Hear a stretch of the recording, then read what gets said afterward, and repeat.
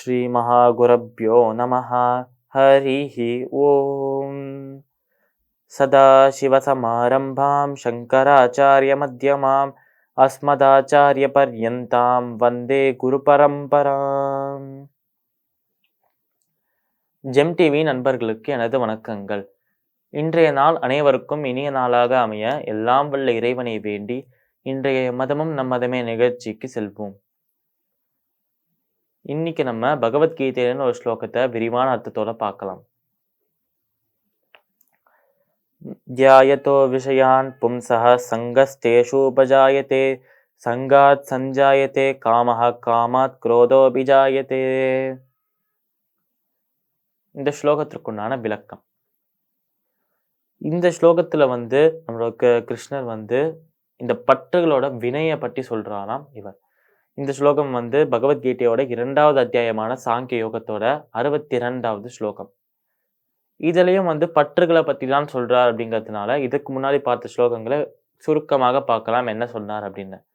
முதல் ஸ்லோகத்துல உணவை ஒரு உதாரணமாக வச்சு ஒரு எடுத்துக்காட்டாக வச்சு அவர் நம்மளோட கிருஷ்ணர் என்ன சொல்றார் அப்படின்னா, இந்த மாதிரி உணவுகளை விட்டு விலகணும்னு நினைக்கிற மனிதர்களை கூட அந்த உணவோட சுவை எப்படி இருக்கிறதோ அதே போலதான் உலகத்தோட சுகத்திலேருந்து விடுபடணும்னு நினைக்கிறவாளை கூட அந்த சுகம் கயிறு மாதிரி போட்டு இழுக்க ஆரம்பிக்குமா.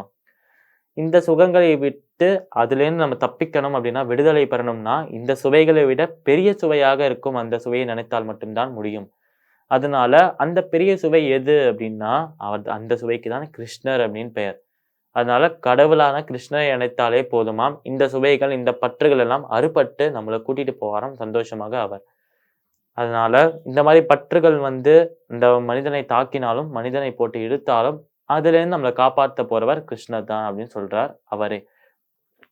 இப்போ இந்த ஸ்லோகத்துல என்ன சொல்றார் நம்ம கிருஷ்ணர் அர்ஜுனையை பார்த்து அப்படின்னா, தியாயத்தோ விஷயான் பும்சஹா.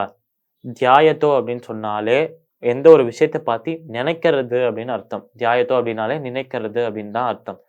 தியாயத்தோ விஷயான் பும்சஹா. இந்த உலகத்துல இருக்கிற எந்த விஷயத்தை பத்தி நினைத்தாலும் என்ன ஆகும் தெரியுமா அர்ஜுனா அப்படின்னு சொல்றார் அவர். தியாயத்தோ விஷயான் பும்சஹ சங்கஸ்தேஷு பஜாயத்தே. அதாவது இந்த உலகத்துல இருக்கிற எந்தாவது ஒரு விஷயத்தை பத்தி நினைச்சால் அதோட சங்கம் ஏற்படுமா.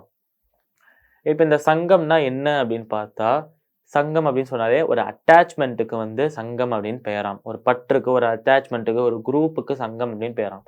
அதனால்தான் எப்பயுமே நற்குணங்கள் வாய்ந்தவர்கள் பாகவதர்கள் பகவானை பத்தி நினைக்கும் போது அந்த ஒரு சங்கத்துக்கு சத் சங்கம் அப்படின்னு பெயர் வரும். அதனால தியாயத்தோ விஷயான் பும்சஹா சங்கஸ்தேஷு பஜாயத்தே. உலகத்துல இருக்கிற ஏதாவது ஒரு விஷயத்தை பத்தி நினைத்தால் அது மேல நம்மளுக்கு ஒரு பற்று வருமாம், ஒரு அட்டாச்மெண்ட் வருமாம். சங்காத் சஞ்சாயத்தே காமஹா. அதாவது இந்த அட்டாச்மெண்ட் கொஞ்சம் கொஞ்சம் கொஞ்சம் கொஞ்சமா ஆசையாக மாற ஆரம்பிக்குமாம். சங்காத் சஞ்சாயத்தே காமஹா காமாத் குரோதோ பிதாயத்தே. இந்த காமம், இந்த ஆசையும் கொஞ்சம் கொஞ்சமா கோபமாகவும் மாற ஆரம்பிக்கும்.